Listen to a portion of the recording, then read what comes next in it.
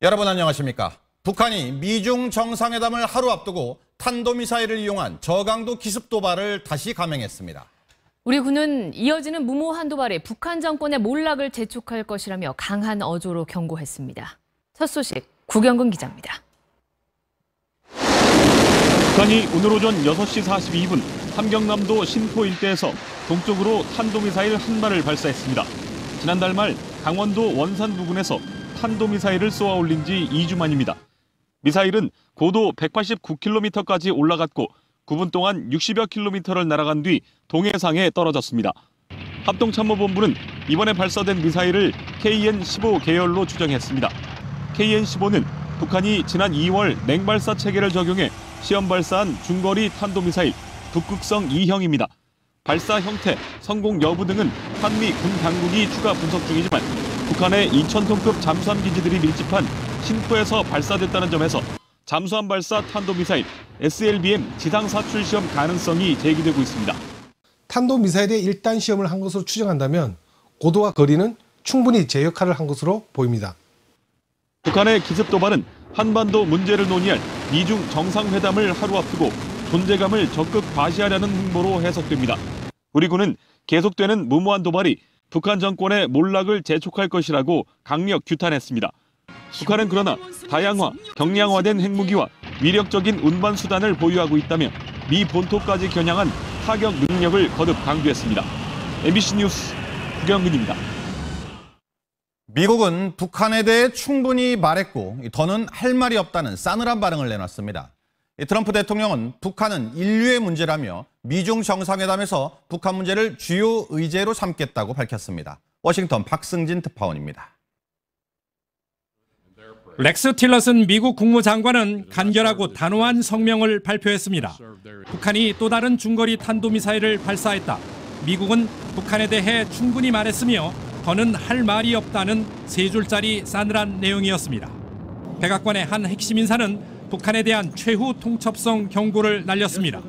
북한이 국제사회의 일원이 되길 원했고 해법을 찾기 위해 20년 가까운 대화 과정을 보냈지만 이제 시간이 다 소진됐다고 밝힌 것입니다. 또 한국에 대한 사드 보복 조치는 납득할 수 없다면서 중국도 싸잡아 비판했습니다. 트럼프 대통령은 미중 정상회담에 앞서 다시 북한을 비난했습니다. 북한은 인류의 문제라면서 북한의 핵미사일 문제는 회담의 주요 의제라고 강조했습니다. North Korea, a problem, and that's really a humanity problem. So we're going to be talking about that also. 여야 상원의원 26명은 시진핑 주석에게 한국에 대한 사드 보복 중단 등을 요구하라는 내용의 연명 서한을 트럼프 대통령에게 보냈습니다. 이런 가운데 미국 상무부는 중국의 수건이었던 시장경제 국가 지위를 부여할지 검토에 착수했습니다. 대중국 무역과 북한 문제 해결을 위한 협상 카드 중 하나가 아니냐는 분석이 나왔습니다. 워싱턴에서 MBC 뉴스 박승진입니다. 한반도를 바라보는 미국의 분위기는 요즘 심상치 않습니다. 이 미국의 3대 공중파 방송 가운데 하나인 MBC가 간판 앵커를 우리나라로 보내 사흘째 뉴스를 진행하고 있는데요. 이 주한미군의 민감한 작전 과정을 공개하면서 한국 내 미국인들의 대피 문제도 언급했습니다. 로스앤젤레스 이주은 특파원입니다. From Osan Air Base, just a few minutes flying time by fighter jet to the DMZ. 현지 시간 3일부터 미국 MBC 방송의 저녁 뉴스가 한국의 오산 미 공군기지에서 생방송으로 시작됐습니다. 메인 뉴스 앵커 레스터 홀트가 한국에서 직접 사흘간 뉴스를 진행하며 북한의 탄도미사일 발사 상황도 긴급 뉴스로 전했습니다. 이른 새벽 대북 정찰을 위해 출격하는 조종사의 모습과 U-2 정찰기를 따라 활주로를 달리면서 은밀한 작전 과정을 생생히 전달했습니다. In the last 10 years, we've been the busiest we've ever been in this airplane. 북한의 미사일 요격을 위한 패트리어트 포대와 지하 작전센터, 주한미군이 미국 내 900만 명의 시청자를 보유한 뉴스 프로그램을 상대로 평소 통제하던 보안시설을 적극적으로 공개한 겁니다. So critical, war planners say it is the number one target of the North. 또 북한이 실제로 미사일 공격을 강행할 수 있다는 태영호 전 북한공사의 인터뷰도 전했습니다. A kind of attack or imminent threat from America, his nuclear weapons, with ICBM. MBC는 북한이 도발 수위를 계속 높여가는 데다 한국의 정치적 혼란과 미국의 강경 입장이 더해지면서 긴장이 깊어지고 있다고 전했습니다. 특히 미군의 브리핑을 인용해 비상 상황 시 한국 내 미국인들의 대피 문제가 주한미군의 주요 작전 과제로 떠오르고 있다며 북한의 위협이 실제 상황임을 강조했습니다. 로스앤젤레스에서 MBC 뉴스 이주훈입니다. 북한이 탄도미사일을 발사하자 일본 정부는 안보상 중대한 도발 행위라며 강하게 비난했습니다. 미중 정상회담을 코앞에 둔 중국은 온도차를 보였습니다. 도쿄 전지효 특파원이 보도합니다. 북한이 쏜 미사일은 비거리가 짧아 일본의 배타적 경제 수역에 도달하지 못했습니다. 항공기와 선박의 피해는 없었지만 일본 정부는 발끈했습니다. 국가안전보장회의를 소집한 아베 총리는 이번 사건을 북한의 명백한 안보리 결의 위반이자 중대한 도발로 규정했습니다. 安全保障上の重大な挑発行為であり容認できません。強く非難します。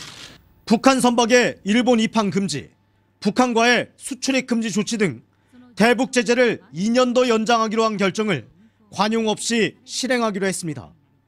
북한의 미사일 추가 도발 가능성을 언급하며 미국, 한국과의 긴밀한 연대 방침도 재확인했습니다.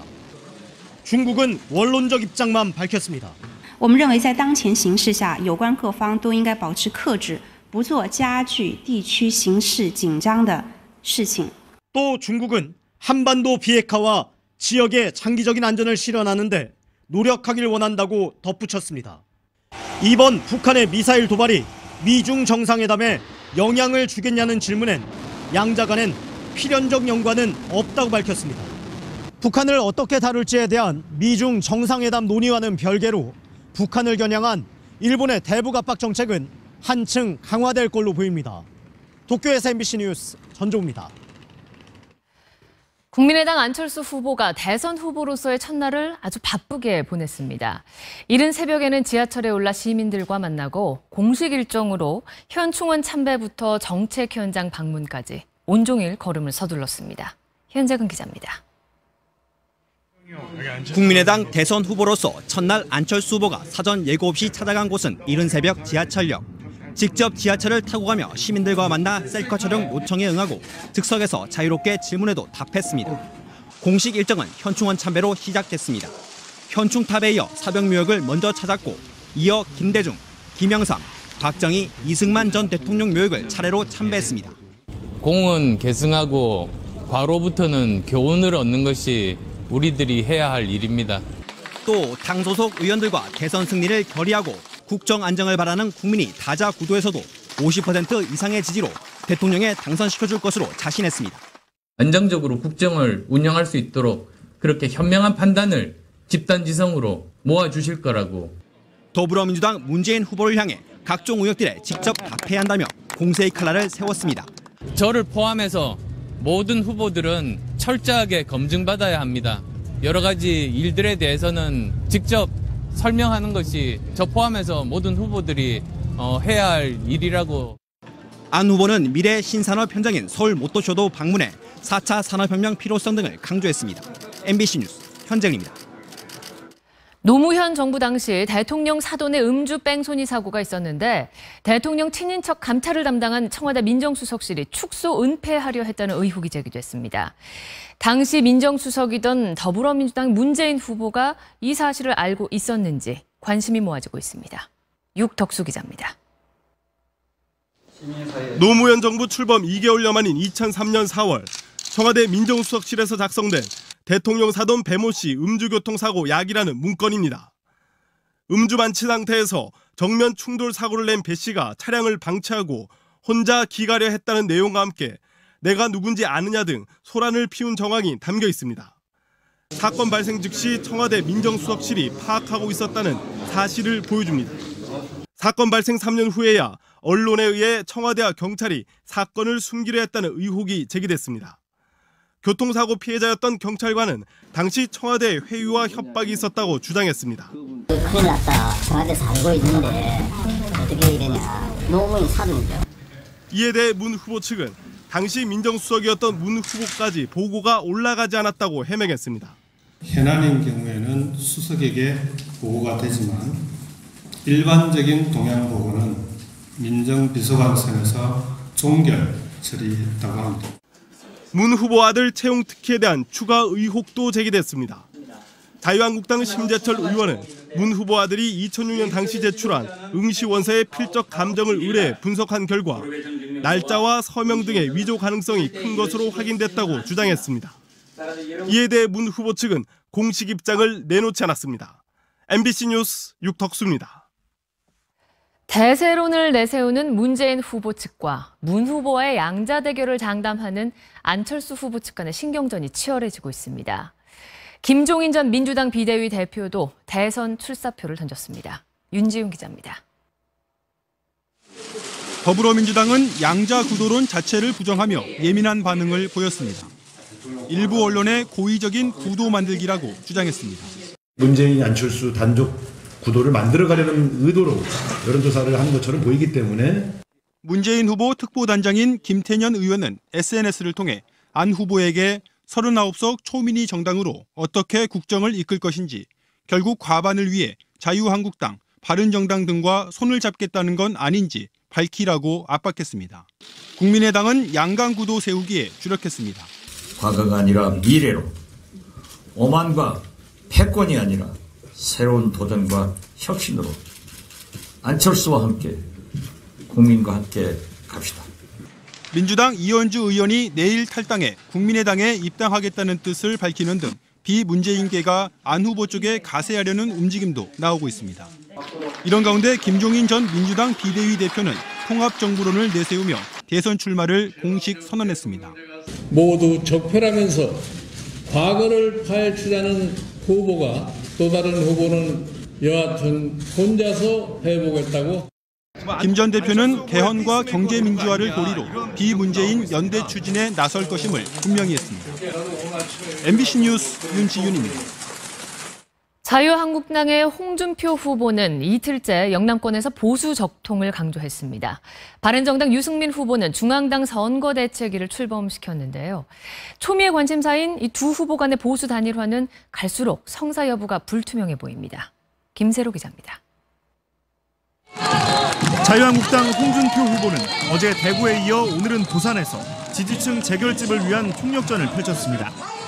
보수 우파의 본사는 한국당이라며 영남에서부터 불이 붙으면 대선판 자체가 일거에 달라질 것이라고 자신했습니다. 지역 민심을 수습하고 결속을 하게 되면 좌파와 우파의 구도가 될 수밖에 없습니다. 보수층 일부의 지지를 받고 있는 것으로 알려진 국민의당 안철수 후보를 견제했습니다.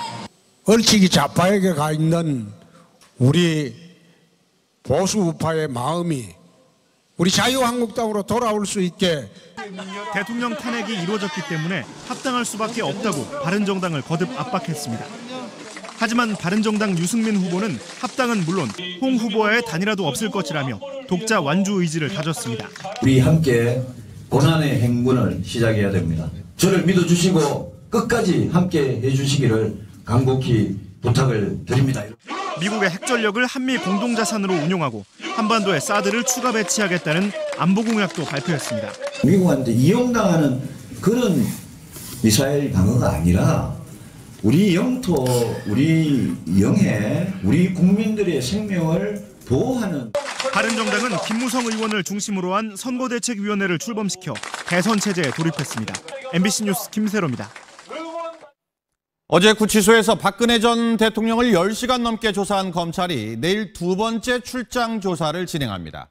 오는 9일 만료되는 박 전 대통령의 1차 구속기간도 열흘 더 연장할 방침입니다. 박인수 기자의 보도입니다. 유영하 변호사는 오늘도 서울구치소를 찾아 박근혜 전 대통령을 접견했습니다. 내일 검찰의 두 번째 출장 조사를 대비한 것으로 보입니다. 검찰 특별수사본부는 당초 매일 출장 조사를 할 계획이었지만 박 전 대통령 측의 요청으로 내일 조사하기로 했다고 밝혔습니다. 첫 방문 조사가 조서 열람을 포함해 10시간 40분 동안 이어진 탓에 박 전 대통령 측에서 오늘 하루 휴식을 요청한 것으로 안다고 검찰은 설명했습니다. 어제 오전 10시 시작된 조사는 구치소 일과를 감안해 검찰 신문이 오후 5시 전에 끝났지만 이후 박 전 대통령 측이 신문 조서를 꼼꼼히 검토하느라 저녁 8시 40분에 조사가 모두 끝이 났습니다. 내일 조사도 한웅재 서울중앙지검 형사 8부장이 신문을 진행할 예정입니다. 그동안 혐의를 부인해온 박 전 대통령은 구치소 조사에서도 입장에 큰 변화가 없는 것으로 전해졌습니다. 검찰은 당분간 출장 조사를 이어가며 박 전 대통령의 구체적인 혐의와 범죄 사실을 확정하는 데 주력할 방침입니다. 이를 위해 오는 9일 만료되는 1차 구속기간을 열흘 연장할 계획입니다. 형사소송법상 피의자 구속기간은 최대 20일로 1차로 열흘간 신병을 확보한 뒤 추가로 열흘을 연장할 수 있습니다. 검찰은 또 서울구치소에 같이 수감된 박 전 대통령과 최순실 씨의 접촉 가능성을 차단하기 위해 이르면 내일 오전 최 씨를 서울 남부구치소로 이감할 예정입니다. MBC 뉴스 박윤수입니다. 검찰이 내일 우병우 전 청와대 수석을 피의자 신분으로 다시 소환해 조사합니다. 지난해 11월 검찰과 올해 2월 특검에 이어 세 번째입니다. 특검이 청구한 구속영장이 기각되면서 우 전 수석 사법 처리를 피해갔는데요. 추가 혐의를 포착한 것으로 알려진 검찰의 수사망을 이번에도 피할 수 있을지 관심이 모아지고 있습니다. 김태윤 기자입니다. 우병우 전 수석이 내일 오전 10시 검찰에 다시 출석합니다. 최순실 게이트에 연루된 핵심 인사들이 줄줄이 구속됐지만 우 전 수석만이 유일하게 구속을 면했습니다. 검찰이 특별수사팀을 꾸려 우 전 수석을 수사했지만 성과를 내지 못했고 특검도 소환 조사 뒤 구속영장을 청구했지만 기각됐습니다. 박영수 특검은 지난달 수사 결과 발표 전 우 전 수석에 대한 구속영장을 재청구하면 100% 발부될 것이라고 주장했습니다. 이 때문에 특검으로부터 수사를 이어받은 검찰 수사에 관심이 모아지고 있습니다. 특검은 앞서 우 전 수석의 구속영장에 직무유기와 직권남용 등 8가지 혐의를 적시했습니다. 검찰 관계자는 특검이 지목한 혐의 외에 추가 혐의점을 포착해 수사하고 있다고 밝혔습니다. 검찰은 민정수석실 산하 특별감찰반이 지난해 대한체육회 감찰을 계획한 것이 최순실 씨의 이권 개입을 지원하려던 게 아닌지 의심하고 있습니다. 검찰은 또 세월호 참사 당시 우 전 수석의 수사 외압 의혹을 조사하기 위해 당시 수사 검사들을 소환하는 등 한 달간 50명에 이르는 참고인들을 불러 혐의 사실을 조사했습니다. 검찰은 우 전 수석에 대한 조사를 마친 뒤 구속영장을 청구하는 방안을 검토 중입니다. 그러나 법조계에서는 민정수석이라는 업무적 특징과 우 전 수석에 드러난 혐의가 앞서 기각때처럼 구속 필요성이 인정될 정도로 중대하지 않다는 반론도 나오고 있습니다. MBC 뉴스 김태윤입니다. 인터넷 전문은행이 문을 연 지 사흘 만에 10만 명 가까운 고객을 모았습니다. 반응이 뜨거운데요. 이 두 번째 인터넷 전문은행 카카오뱅크도 오늘 정부의 인가를 받고 올 상반기 안에 영업을 시작할 예정이어서 이 금융권의 판도가 뒤바뀔지 관심이 쏠리고 있습니다. 양희걸 기자입니다. 지난 3일 문을 연 인터넷 전문은행 K뱅크. 오늘까지 가입자 8만 4천여 명을 모았습니다. 기존 16곳 시중은행이 온라인으로 7달 동안 거둔 실적을 사흘 만에 달성한 겁니다. 스마트폰으로 20분이면 계좌 하나를 만들 수 있는 데다 대출이자는 2%포인트까지 싼 반면 예금 금리는 더 높다는 게 최대 강점입니다. 가입자 4,200만 명의 메신저 카카오톡을 기반으로 하는 카카오뱅크도 오늘 금융위원회로부터 본인가를 받고 6월 말부터 영업을 시작할 예정입니다. 빅데이터를 통하여 카카오뱅크의 스코링 시스템을 자체 개발하여 시장에 합리적 금리로 중신용자에게 신용대출을 제공. 시중은행들은 긴장하고 있습니다. 창구도 지점도 없는 K뱅크는 전체 직원 수가 200여 명. 최대 10,000명이 넘는 대형은행들에 비해 인건비 등 비용을 아껴 대출 금리를 낮출 수 있고 IT 기술과 빅데이터를 접목한 새로운 서비스도 가능하기 때문입니다. 이 계기로 은행들의 어떤 그 비용이 좀 더 효율적으로 돌아갈 수 있는 그런 계기가 될 걸로. 업계에서는 인터넷 전문은행이 수익을 내기 위해서는 최소 3년이 걸릴 것으로 보고 있습니다. 그러나 대주주 지분이 4%로 제한돼 추가 투자가 어려운 구조에서 대출 수요가 많아지면 이를 감당할 수 있을지, 또 기존 은행과 차별화된 획기적인 서비스를 개발할 수 있을지는 인터넷 전문은행의 성공 변수로 작용할 전망입니다. MBC 뉴스 양효걸입니다. 대학 학생 사물함에서 발견된 뭉칫돈의 임자가 100억대 부당 수임료로 세상을 떠들썩하게 했던 최유정 변호사로 드러났죠. 네, 이렇게 노란색 봉투에 5만 원권과 미화 100달러 다발 등 2억여 원이 들어있었는데요. 알고 보니 은행 대여금고가 꽉 차서 더 이상 넣을 데가 없어서 빼돌린 검은 돈이었습니다. 정동훈 기자입니다. 성균관대 수원 캠퍼스 한모 교수는 지난해 5월 아내인 최유정 변호사로부터 대여금고 열쇠를 건네받았습니다. 100억 원대 부당 수임료를 받은 혐의로 조사받던 최 변호사는 체포되기 이틀 전 대여금고 안에 넣어둔 15억 원을 옮겨달라고 부탁한 겁니다. 한 교수는 이 가운데 13억 원을 자신의 은행 대여금고에 숨겼지만 금고가 꽉 차 더 이상 들어가지 않자 2억 원은 대학 연구실에다 보관해왔습니다. 검찰은 당시 최 씨 부부의 집과 대여금고를 압수수색해 13억 원은 찾아냈지만 한 교수의 대학 연구실은 뒤지지 않았습니다. 압수수색을 온다든가 그런 적은 없었어요? 그래 어쨌든 잘 모른다니까. 숨겨둔 2억 원은 그대로 묻히는 듯 했습니다. 그런데 최 변호사가 징역형과 함께 추징금 45억 원을 선고받자 다급해진 한 교수가 돈을 학생 사물함으로 옮긴 것이 둘의 꼬리를 잡히는 결정적 계기가 됐습니다. 원래 사물함 자체는 학부생들만 이용하는 거고 빈 사물함들이 워낙 많았어요. 하나를 임의로 사용했던 겁니다. 학생회는 새학기 시작 전에 학생들에게 문자 메시지로 사물함 정리 소식을 공지하는데 교수이다 보니 연락을 못 받은 겁니다. 여기 보면 연장 신청 공지라고 3월 2일부터 3월 8일 오후 6시까지라고 해서 연장 신청을 하지 않으면 다 빼기 때문에 2억 원이 국고로 환수될 경우 돈 뭉치를 발견한 학생들은 범죄 수익금 환수에 도움을 주면 포상금을 지급한다는 규정에 따라 최대 1,000만 원을 받을 수 있게 됩니다. MBC 뉴스 정동훈입니다. 중국의 사드 보복에 따른 한국 관광 금지령으로 지난달 중국인 관광객 수가 예상대로 줄었습니다. 하지만 1분기 전체로 보면 우리나라에 온 외래 관광객 수는 동남아와 일본에 힘입어 1년 전보다 소폭 늘었습니다. 김정환 기자입니다. 인파 속에 섞여 여기저기 쇼핑 상가를 둘러보는 외국인들. ส่วนย่านเมียงดงก็จะเป็นการช้อปปิ้งเดินซื้อของต่างๆอะไรเงี้ยค่ะพวกเครื่องสำอางหรือว่าเสื้อผ้านะคะส่วนที่ชอบอีกทีคือฮงแดที่จะเป็นเหมือน 인근 미술관에는 줄어든 중국 관광객 대신 다른 나라 관람객들로 채워졌습니다. 중국의 한국 관광 금지령이 내려진 지난달 한국을 찾은 중국 관광객은 40% 가까이 줄었고 지난 1분기는 9% 정도 감소했습니다. 그런데 지난 1분기 우리나라를 찾은 전체 외래 관광객 수는 크진 않지만 3% 정도 늘었습니다. 문체부는 오는 8일 베트남을 시작으로 싱가포르와 일본 등에서 한국 관광 대전을 여는 등 본격적인 시장 다변화를 모색하고 있습니다. 하지만 동남아와 중동 등 새 시장을 받아들이기에 국내 관광 시장의 준비가 턱없이 부족합니다. 중국에 대한 서비스 체계 그리고 쇼핑 체계 이런 것들은 갖췄는데 동남아시아에 대한 거는 집중적으로 마련하지는 않았기 때문에 관광 통역 안내사도 절대 부족합니다. 10,000명이 넘는 중국어 통역 안내사에 비해 태국어와 베트남어 자격자는 채 100명도 안 됩니다. 아랍어 통역 안내사는 단 6명이 전부입니다. 전문가들은 지난 2012년 영토 분쟁으로 일본과 필리핀, 또 지난해에는 타이완이 중국의 관광 금지령으로 호되게 당한 적이 있는데도 중국 의존적 관광 정책을 계속 유지한 것은 큰 실책이라고 지적합니다. MBC 뉴스 김정환입니다. 수도권의 초미세먼지 농도가 이달 들어서만 사흘의 하루꼴로 나쁨입니다. 밖에 나가기가 불안할 지경이죠. 중국의 영향이 크다고 확인되고 있지만 그 책임을 물을 수 있는 근거 자료조차 제대로 구비하지 못하고 있습니다. 오상현 기자입니다. 올해 1분기 초미세먼지주의보 발령 횟수는 86회로 지난해보다 83% 급증했습니다.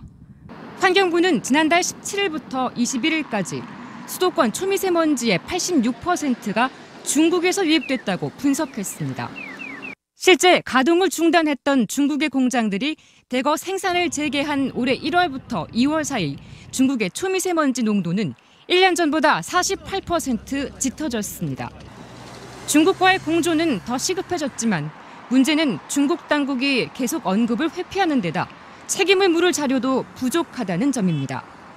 현재 환경부의 미세먼지 농도 측정법은 컴퓨터 시뮬레이션, 이른바 CMAC 방식입니다. 국제적으로 통용되는 측정법으로 알려졌지만 구성 성분이나 배출원 추적은 어려운 방식입니다. 더구나 중국발 미세먼지 영향을 가늠하는 핵심 지역인 백령도 관측소의 1년 6개월치 자료에서 오류가 발견됐습니다. 실제 측정값 두 자릿수 가운데 뒷자릿수가 삭제된 상태로 기록돼 실제 농도의 10분의 1 수준으로 잘못 표기됐던 것으로 확인됐습니다. 자료를 전송하는 과정에서 프로그램 오류로 인해 가지고 잘못된 데이터가 표출이 됐습니다. 정책에 활용하기 위해서 사용되는 백령도의 데이터는 올바른 값이 사용되었습니다. 환경부는 자료 보완 등을 통해 이번 주 내에 올해 초미세먼지 발생 현황과 원인 등을 발표하겠다고 밝혔습니다. MBC 뉴스 오상현입니다. 허블 망원경이 지구 궤도를 돌며 우주를 관찰한 지 27년, 그간 성과가 많았습니다. 허블보다 성능이 100배 좋은 새 우주 망원경이 머지않아 우주 관측의 새 장을 열게 됩니다. 손병상 기자입니다. 지구 상공 610km 궤도를 도는 우주 망원경 허블. 목성의 오로라를 관측하고 우주 초기 탄생한 은하를 포착해 우주의 나이가 130억 년을 넘었다는 증거를 찾아냈습니다. 풍선처럼 커지는 우주, 팽창 속도가 계속 빨라지고 있음을 입증해 노벨상을 받은 연구도 허블의 성과였습니다. 1990년 발사 이후 여러 차례 보수를 받았던 허블의 시대를 이어받을 새 우주 망원경 제임스 웹의 발사 준비가 후반부에 이르렀습니다. 허블보다 7배 넓은 테니스장 크기 거울로 빛을 모으고 자외선 차단 지수 100만의 차단막으로 태양과 지구, 달빛의 방해를 막습니다. 달 궤도보다 4배 정도 먼 150만 킬로미터 거리까지 운반하기 위해 종이 접기를 응용해 몸집을 줄여 로켓에 태우게 됩니다. 망원경이 로켓 발사의 진동을 견딜지 진동 실험을 한 데 이어 우주의 영하 230도 극저온에서 견딜 수 있을지 실험을 남겨놓았습니다. We should be able to position the mirror segments where they need to be within a handful of nanometers. 투자비 9조 원, 허블보다 100배로 성능을 개선한 새 우주 망원경을 통해 인류는 빅뱅 직후 태초의 우주와 생명체가 살만한 행성을 찾아 나서게 됩니다. MBC 뉴스 손병산입니다.